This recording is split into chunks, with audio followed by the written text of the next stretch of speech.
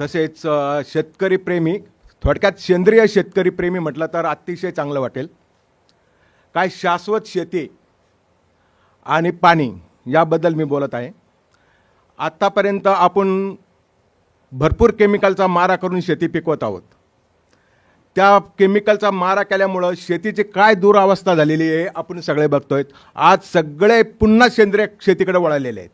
सेंद्रिय शेतीकडे वळण्याचं कारण एकच, का प्रत्येकाला वाटायला लागलं आपण पॉयझन खातोय, पॉयझन देतोय. पण आता कुठंतरी लोकांच्या डोक्यात चक्र फिरायला लागले का कुठंतरी आपण आता विषमुक्ती शेतीकडून चांगल्या शेतीकडे म्हणजे सेंद्रियाकडे आलं पाहिजेत. ॲक्च्युली सेंद्रिय शेती ही का काळाची गरज आहे?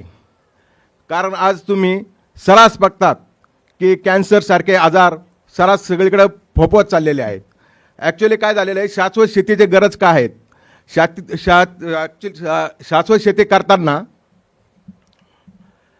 आपण सगळ्या गोष्टीकडे लक्ष दिलं पाहिजे. जसं आपण सेंद्रिय शेती करता करता आपण म्हणजे सेंद्रिय शेती थोडक्यात म्हणायचं जर झालं आपल्याला तर सजीवांच्या अवयवापासून जी निर्मिती होती ती सेंद्रिय शेती. म्हणजे थोडक्यात अवयव असेल, पालापाचोळा असेल, विष्ठा असेल, शेणखत असेल, गोमूत्र असेल, हे जे वापरली जाते ती सेंद्रिय शेती. आता शाश्वत शेती करताना तुम्ही खतं वापरतात, सगळ्या गोष्टी करतात, पण पाण्याकडे तुम्ही कधी लक्ष दिलं का?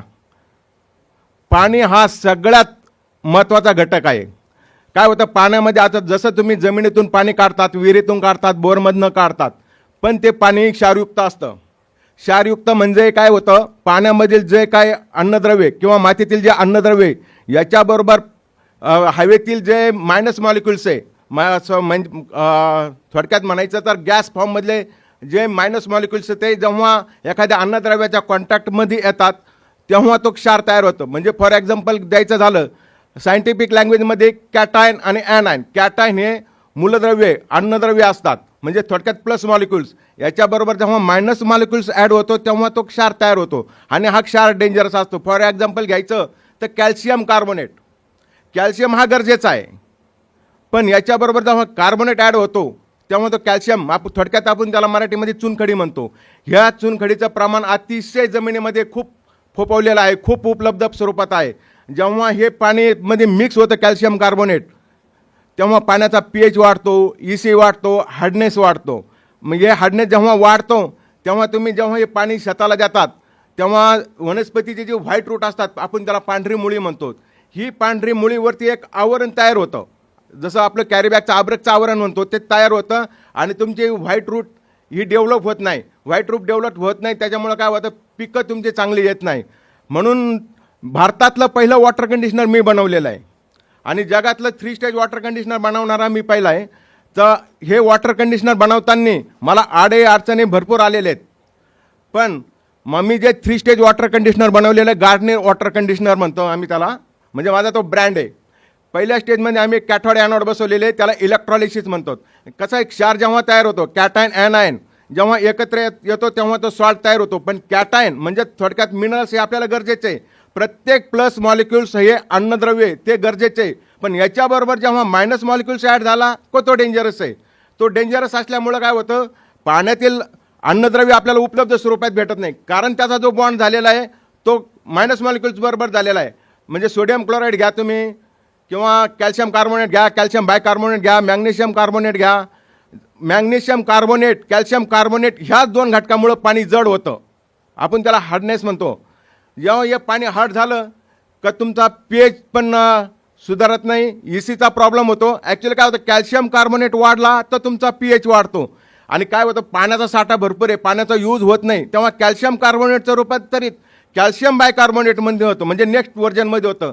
तेव्हा तुम्हाला काय होतं, pH बरोबर दिसतो पण तुमचा EC वाढलेला असतो. EC वाढला, pHचा डिसॲडव्हान्टेज आणि ECचा डिसॲडव्हान्टेज सेम आहे, त्यामुळं खतं बिरगळत नाही. आता तुमच्या केमिकल कंपन्या ऑर्गॅनिक कंपन्या खूप चांगल्या आहेत, ब्रँडेड आहेत, रिझल्ट पण खूप देतात, पण तुमचं पाणी जर चांगलं नसेल तर तुम्ही काय करणार? तुम्हाला माझी आठवण काढावी लागणार शेवटी. कारण पाण्यावरती जे सोल्युशन आहे ते माझं सोल्युशन आहे.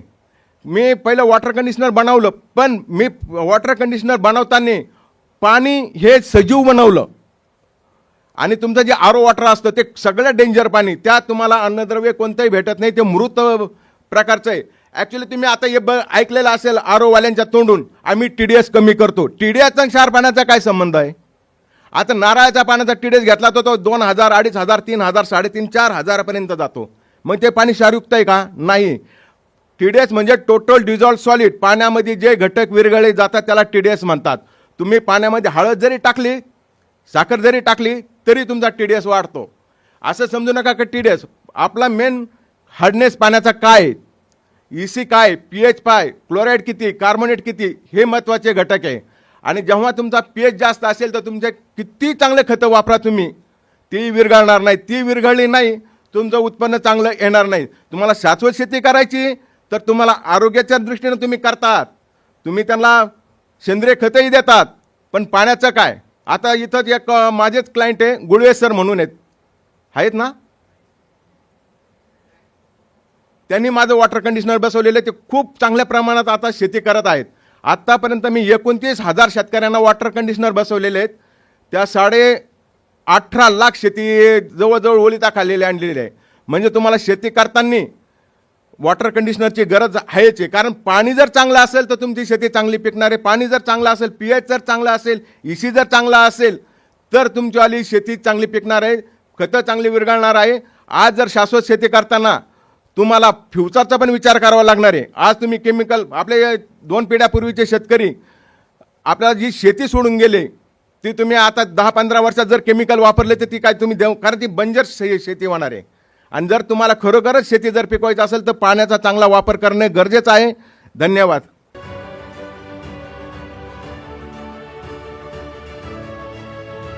Dr. Vilas Bagate, Director from SV Krishi Nature.